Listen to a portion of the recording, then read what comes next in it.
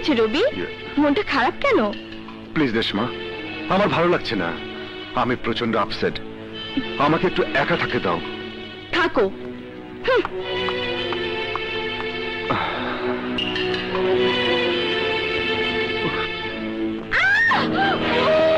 রেশমা, রেশমা, কি হয়েছে রেশমা? রবি দেখো তো এইখানে কি যেন ঢুকছে। আরে কোথায়? এই তো এইখানে। রেশমা, সব সময় দুষ্টুমি ভালো লাগে না। রবি, আরে আরে শোনো।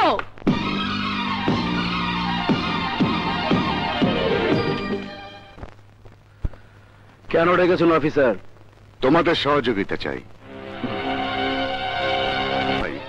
বাদশাহ, শহরের দুই হর্তাকর্তা বিধাতা, মামলার পর মামলা মাথায় নিচ্ছ আর জামিনের মালা গলায় দিয়ে ঘুরে বেড়াচ্ছ।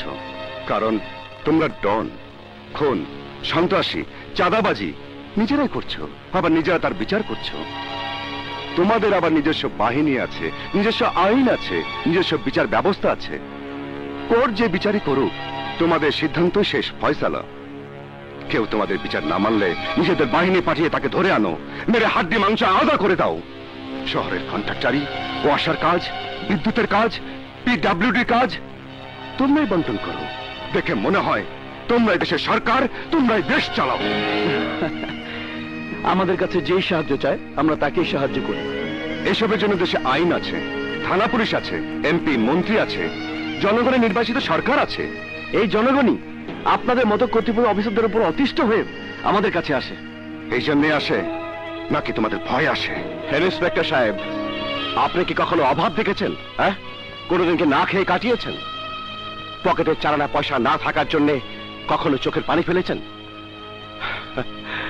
ক্ষুধার জ্বালায় যখন গরিবের পেট আর পিঠ এক হয়ে যায়, তখন ওই কোর্টের উকিলের ফিস কে জোগাবে? হ্যাঁ, বারবার ওই কোর্টে ধর্ণা দেওয়া কি তাদের পক্ষে সম্ভব? কি চিন্তা করবে গরিব? সে তো চায় ন্যায় বিচার। সব ঠিক, আর আমরা যা করি তা ভুল। ভাড়াটে গুন্ডা দিয়ে শাসন চালানো অন্যায়। ঠিকই বলেছেন। অথচ থানায় গরিব মানুষ কোনো অভিযোগ নিয়ে এলে মনে হয় সে নিজেই কোনো অপরাধ করে ফেলেছে। টাকা ছাড়া জিডি লেখা হয় না, টাকা ছাড়া পুলিশ মুভ করে না, টাকা ছাড়া আসামি ধরা হয় না, এমনকি টাকা ছাড়া কোনো মামলা নিষ্পত্তিও হয় না। এই জন্যই থানা পুলিশের উপর মানুষের কোনো বিশ্বাস নেই, যে বিশ্বাস মানুষ আমাদেরকে করে। যে কাজ থানা পুলিশ দিয়ে হয় না, সেই কাজ আমরা মানুষের বিশ্বাস দিয়ে করি। Stop stop it! ভুল বলেছ। তোমার মতো গুন্ডার ভাষণে জনগণ প্রলুব্ধ হতে পারে, কিন্তু আমি হব না, আমি হব না। আমাদের কাজ আপনার ভালো লাগে না। আমাদের গরিবরা ভালো কাজ করি, সেটা আবার আপনার সহ্য হয় না। না, সহ্য হয় না, আমার সহ্য হয় না।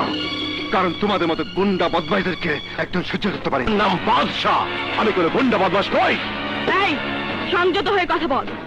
তাদের সামনে কিভাবে কথা বলতে হয় জানিস না? এই লেডিস সাব ইন্সপেক্টর, তুমিও জানো না এই বাদশার সাথে কিভাবে কথা বলতে হয়? বাদশাহ, বাদশাহ। ইন্সপেক্টর, আসলে আপনি কি চান? কি করব আমরা? বন্ধ করে দেয় সব। কোনো দিন না। আয় বাদশাহ।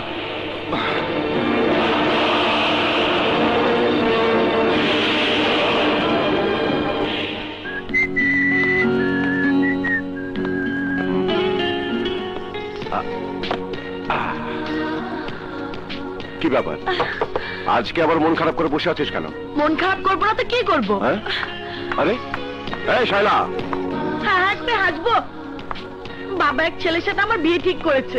আরে এ তো খুব খুশির কথা। চুপ করো।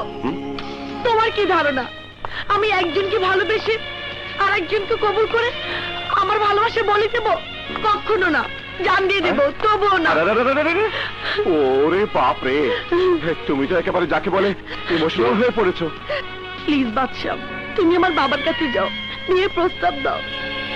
দেরি করলে আমি তোমাকে হারাবো। তোমাকে হারিয়ে আমি বাঁচতে পারবো না বাদশাহ, বাঁচতে পারবো না। ঠিক আছে, ঠিক আছে, আমি কালকেই তোমার বাবার কাছে যাব। সত্যি বলছো? হ্যাঁ, সত্যি বলছি। তোমরা পরিচয় করিয়ে দিই, আমার বন্ধু বাদশাহ, আমি ওর বন্ধু রাজু। এই হ্যাঁ, তা কি করতে পারি তোমাদের জন্য? এই বাচ্চা বল না, বল না। মানে থাক, নিজের কথা কি করে বলবি, আমি বলছি। আঙ্কেল, আপনার মেয়ে শায়লা আর বাদশা দুজন দুজনকে ভীষণ ভালোবাসে, কিন্তু আমি বলি এই প্রেম ভালোবাসা বসে বেশি দিন চলতে দেওয়া ঠিক না। ওদের বিয়ে দেওয়া দরকার। আমি ভাবলাম যদি একটা দিন তারিখ ঠিক করেন তাহলে ওই একে গুন্ডার হাতে আমি মেয়েকে তুলে দেব, এ কথা তোমরা ভাবলে কি করে? কি বললেন?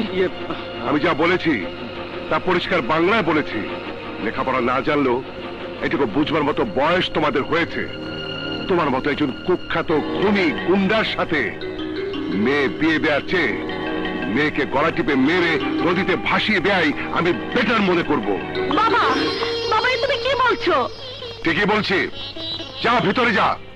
না বাবা, তুমি ঠিক বলছো না।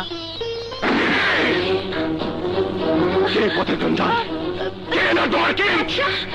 বাচ্চা ছাড়ো, পুলিশ, উনি আমার বাবা। প্লিজ প্লিজ ছেড়ে দাও, প্লিজ প্লিজ প্লিজ, তুমি এখান থেকে চলে যাও, আর আর কোনোদিন এখানে এসো না। বাচ্চা, না না, কেমন করে চিনবো? জন্মের পর কয়েক মুহূর্তে দেখা সেই কচি মুখ তো আর কচি নেই, কেমন করে চিনবো?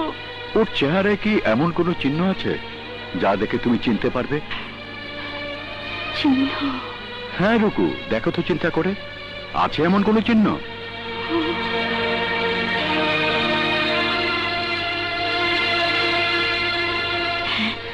হ্যাঁ আছে, চাঁদে যেমন কলঙ্কের দাগ আছে তেমনি তেমনি আল্লাহ ওর গালে কলঙ্কের দাগ এঁকে দিয়েছে।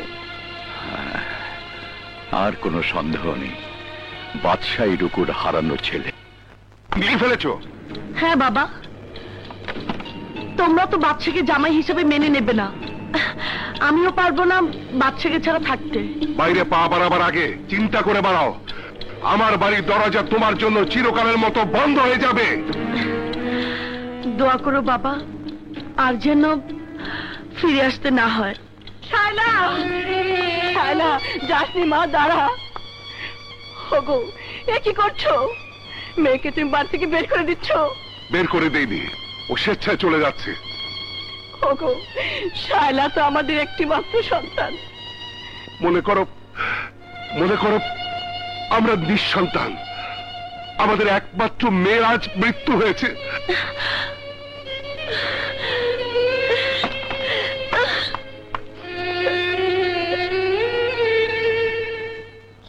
বাচ্চা, বাচ্চা, বাচ্চা। আরে শায়লা, তুমি? হ্যাঁ আমি তোমার কাছে চলে এলাম। আমার কাছে এলে মানে? আমি এখানে তোমাকে কোথায় রাখবো? কেন, বিয়ে করে যেখানে রাখতে সেখানেই। তোমার জন্য ভালো পাত্র ঠিক করেছে, তুমি সেখানে বিয়ে করো। আমি একটা পথের গুন্ডা, না আছে ঠাই, না আছে ঠিকানা। আমার ঘরে এসে তুমি শুধু দুঃখই পাবে। তোমার ঘরে দুঃখ পেলেও তাই হবে আমার সুখ। আমি তোমাকে চিনি, তোমাকে জানি, তোমাকে ভালোবাসি, তোমাকেও চাই। না শায়লা, তা হয় না, তুমি ফিরে যাও। বাচ্চা, তোমাকে ভালোবেসে, ভালোবাসার মর্যাদা দিয়ে, বড় মুখ করে, মা বাবার বন্ধন ছেড়ে আমি তোমার। এই কি তোমার শেষ কথা? বেশ, তোমাকে আমি বিব্রত করবো না বাচ্চা, আমি চলেই যাচ্ছি। কাল সকালে রেল লাইনের আমার মৃতদেহ পাবে। আমি চলেই যাচ্ছি। দাঁড়াও, কই যাইতেছো তুমি? আমার আসলে নিচে যদি বাসার জায়গা হয় তোমার নিশ্চয় হইব। আসো আমার লগে। কিন্তু মা, কোনো কথা বলবি না, বেশ বড় হইছস না, মায়ের উপর কথা।